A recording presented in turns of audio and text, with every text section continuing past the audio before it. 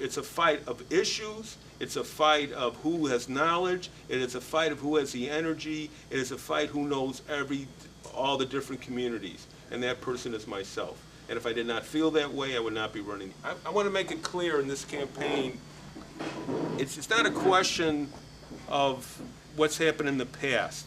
We all know we have problems in the neighborhood. I'm going to try to run a positive campaign. I'm not going to criticize everything that's happened. Everybody can see with their own eyes what's happened to this neighborhood. The question is positive. Do you have ideas to help to make things better?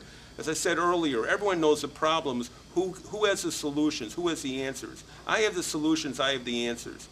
Things have changed over the last couple of years because of the economic problems we had. Car dealerships have moved out of Western Avenue, but we have an opportunity now to make that another retail area, just like Devon and just like Tui. Whatever the people want, that's the type of stores we're going to bring here. And everyone helps everyone else. If it's a different type of store than we have in Devon, customers come to Western Avenue, they'll stop in Devon. If they go to Tui, they'll stop at Western. They'll stop at Devon. The idea is to bring new stores to provide jobs. People want jobs in this community, and I have a plan for economic development to bring the stores here, and when they come here, we can talk to them and say, hire the people from this community. Hire the people who live here to give them jobs, and that will help the economy from this area. That's the number one issue. Getting jobs, getting economic development in the 50th Ward. We can do it, and as I've said many times, I don't say I can do it, I say we can do it, because if I win, we win. Right.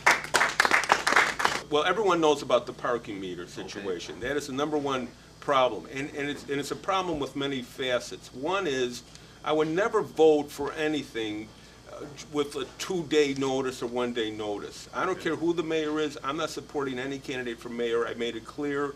Whoever the mayor is, I will work for them for the good of Chicago. I'm not taking sides, and I'm just, whoever wins, I'll be with that person. But I don't care who the mayor is. If the mayor comes and says, here's something, sign it, I need it, it's important, the answer is no. I'm not going to sign anything. I will not vote for anything unless I have a chance to read it, to understand it, and come back to the people in this neighborhood and say, what do you think? And same thing with the budget process, is that we don't have to wait till 3 months before the budget process to start talking about it and how we're going to vote. I'm going to tell whoever the next mayor is, doesn't make a difference to me. We have to have a year-long budget process. Again, my staff will know about budgets. The people in the community knows about budgets. We have plenty of help and ideas from both sides of the aisle. The unions will tell me what they think about the budget. The business people will tell me what they think about the budget. The community will tell me what we think about the budget, because that's the number one problem, or that's the number one situation we have to look for. People want to know where their tax money is going to. People want to know where it's going to be spent. So it's not going to be a hidden closed vote, 2 months, you have 2 or 3 meetings in areas not in this ward where you have to travel and discuss it. It's not going to be a meeting where the decisions are already made before the meeting occurs. The decision will be made by the people, and then I'll implement those decisions. And working together, we will win. We'll have a better budget. We'll have a better tax base. We'll have a better economy in this neighborhood.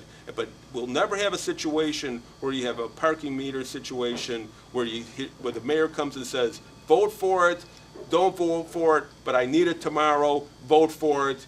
And then they vote for it. Then these aldermen, the aldermen in the 50th Ward and other aldermen are surprised. Well, I didn't know about this. I didn't know about that. Well, why didn't you read it?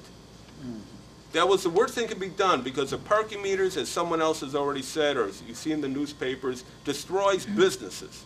It destroys businesses, because if people don't feel that they can park in an area to shop, or they feel like the police, or they feel like the traffic aides, or whoever's giving out those tickets, if they feel like they're being watched all the time, they feel they're going to have to pay $100 just to buy something for $10 in the store, well, guess what? They're not going to come here. They're going to go to the suburbs. They're going to go to the malls. They're going to go to other areas where they don't feel that pressure.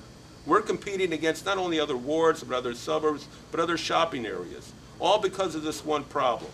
And it was a horrible decision, and it will never happen again as long as I have anything to say about it. Thank you very much.